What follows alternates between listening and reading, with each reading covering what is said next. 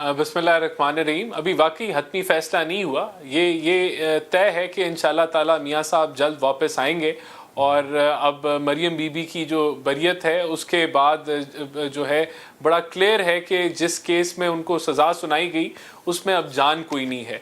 तो इंशाअल्लाह ताला इसके ऊपर मियाँ साहब खुद फैसला करेंगे। जब उनकी सेहत उनको इजाज़त देगी तो वो पाकिस्तान में ज़रूर होंगे, और कब किस वक्त आएंगे ये अभी इसके ऊपर कोई जो है वो हतमी फैसला नहीं हुआ। अच्छा, डॉक्टर से मुशावरत वगैरह हो रही होगी, यकीनन बातचीत हो रही होगी, आप भी नून लीग के रहनुमा हैं, आपके पास भी इत्तलात होंगी। कुछ हल्के ये कह रहे हैं कि हो सकता है कि मियां मोहम्मद नवाज शरीफ दिसंबर तक वतन वापस आ जाएं। क्या इन खबरों में कोई सदाकत है? और डॉक्टर्स उनकी सेहत से मुताल्लिक क्या कहते हैं? कब तक वो ट्रैवलिंग कर सकते हैं? कब तक वो पाकिस्तान वापस आ सकते हैं? देखिए, मरियम बीबी ने कहा कि मेरी तो ख़ुद अपनी ख्वाहिश है कि अब जब मैं जाऊं तो वो मेरे साथ वापस आ जाएं, और यकीनन जो कारकुन हैं PMLN के उनकी भी यही ख्वाहिश होगी कि वो जल्द अज जल्द आएं। लेकिन इसके ऊपर अभी हतमी फ़ैसला नहीं हुआ।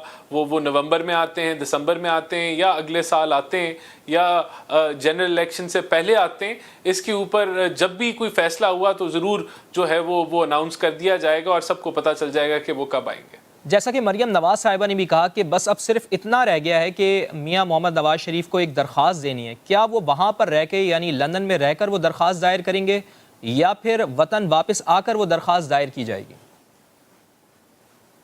देखिए, ये तो लीगल टीम फैसला करेगी, और कोर्ट जो है वो उनकी जो है वो गैर हाज़िरी के बावजूद दरख्वास्त एक्सेप्ट करती है नहीं करती, ये भी देखना है। लेकिन इस चीज़ में जो है वो पूरा अब हमें यकीन है कि ये जो केस है ये अब तकरीबन ख़त्म हो चुका है, क्योंकि नैब जो है और जो प्रोसिक्यूशन है वो इस चीज़ के अंदर जो है वो फेल हो गई है ये साबित करने में कि कोई करप्शन या इल गॉटन मनी जो है वो इस्तेमाल हुआ एवन फील्ड को परचेज करने में, और क्या उसका मरियम नवाज से या जो है वो नवाज शरीफ से जो है उसका कोई लिंक है। तो मैं समझता हूं कि ये जब मरियम नवाज का केस जब कंक्लूड हुआ तो ये चीज़ तय हो गई। तो ये अब जब उन पे अप्लाई होगा नवाज शरीफ पे तो वो भी सिमिलर केस है। लेकिन सवाल तो ये है ना राना साहब कि अगर नैब नाकाम हो गया मियाँ साहब के ऊपर कोई भी चीज़ साबित करने में, तो फिर उनको सज़ा क्यों हुई थी मियाँ मोहम्मद नवाज शरीफ को, मरियम नवाज को, जिसका आज उन्होंने तस्करा भी किया, अपने जेल के अयाम को भी याद किया मरियम नवाज साहिबा ने? देखिए, वो तो उन्होंने बिल्कुल राइटली पॉइंट आउट किया कि शरीफ ख़ानदान को टारगेट किया गया, जिसमें नवाज शरीफ को टारगेट किया गया, और उसकी जो एविडेंस है वो जस्टिस सिद्दीकी ने भी उसका जिक्र किया। फिर उसके बाद जिस तरह साकिब निसार ने सुओ मोटो लिए, फिर व्हाट्सएप के ऊपर जो है वो JITs बनी, और फिर एक तूफ़ानी स्पीड के अंदर जो है वो ट्रायल किया गया, और तय ये किया गया कि इलेक्शन से जब तक इलेक्शंस नहीं होते इनको जेल में ही रखना है। तो वो सारा जो एक मामलात जिसके अंदर इनको लाने की एक प्लानिंग थी, PTI को बिठाने की और नवाज शरीफ को माइनस करने की जो प्लानिंग थी, वो पूरी तारीख उससे वाकिफ है। और उसकी कड़ियां जो है वो 126 दिन का धरना जिन लोगों ने स्पॉन्सर किया वो तब से शुरू होती है। लेकिन मैं समझता हूं कि सच जो है वो प्रिवेल करता है और वो उभर के ऊपर आ जाता है, और जो झूठ है वो दफन हो जाता है। वक्त का तकाजा ये है, और यही कुछ हुआ कि जो बाकियात थी जिन्होंने इमरान खान को लाए, उन्होंने मुल्क को भी, मुल्क की मईशत को भी नुकसान पहुंचाया, मुल्क की डायरेक्शन भी डीरेल हुई। लेकिन और फिर एहसास भी हुआ एस्टैब्लिशमेंट को ओवरऑल कि उनको सियासत से दूर रहना चाहिए और उनको न्यूट्रलिटी जो है वो बरकरार रखनी चाहिए। और ये देखें, आज ये एक बड़ा मजाका खेज बात है कि पाकिस्तान की तारीख में एक ऐसी जमात है जो बांगे देती है कि एस्टैब्लिशमेंट को न्यूट्रल नहीं होना चाहिए, हमारे सर पे हाथ रखो, हमारी सिलेक्शन करो, हम अच्छे हैं ये बुरे हैं।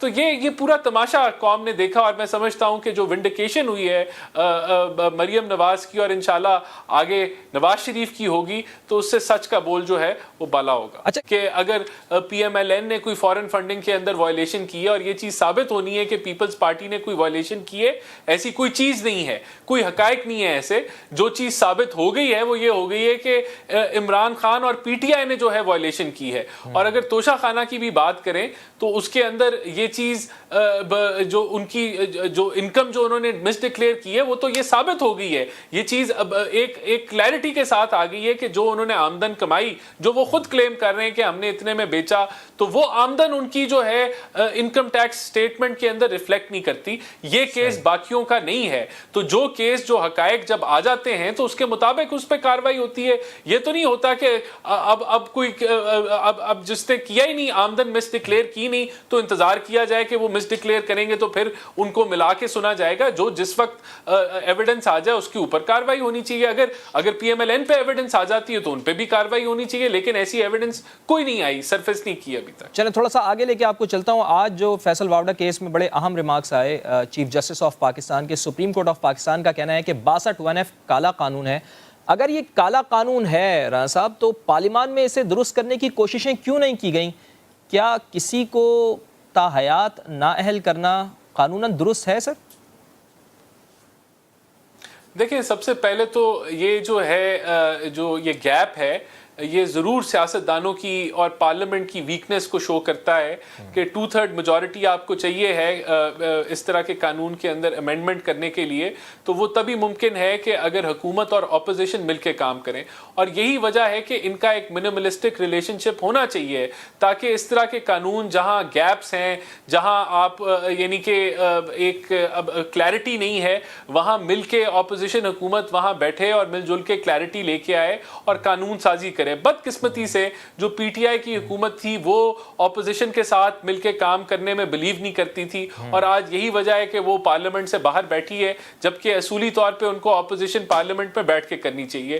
لیکن میں یہاں ایگری کرتا ہوں کہ دیکھیں, جہاں تک اس کے اوپر بھی پارلیمنٹ کو جو ہے وہ اس کے اوپر بیٹھنا چاہیے کہ کس طرح کے اگر کوئی بندہ کرمنل ایکٹ کمٹ کرتا ہے یا گلٹی پایا جاتا ہے تو اس کی سزا کیا ہونی چاہیے, اور اگر کوئی لائٹ مس ڈیکلیریشن ہے لیکن رانا صاحب, تاحیات نااہلی کا قانون درست نہیں ہے. جو بھی نئی اسمبلی آئے وہ اس قانون میں ترامیم کرے. فواد چودھری صاحب نے بھی آج یہ رائے دی ہے, اپنا مشورہ دیا ہے. لیکن مجھے یہ بتائیں کہ ایسا کیوں ہوتا ہے کہ جب بھی کوئی آرٹیکل یا قانون کسی پارٹی کے خلاف ہو یا اس کے اوپر امپلیمنٹ ہو رہا ہو تو ہی آپ لوگ جاگتے ہیں, سیاستدان جاگتے ہیں, پھر وہ اس کی مخالفت کرتے ہیں.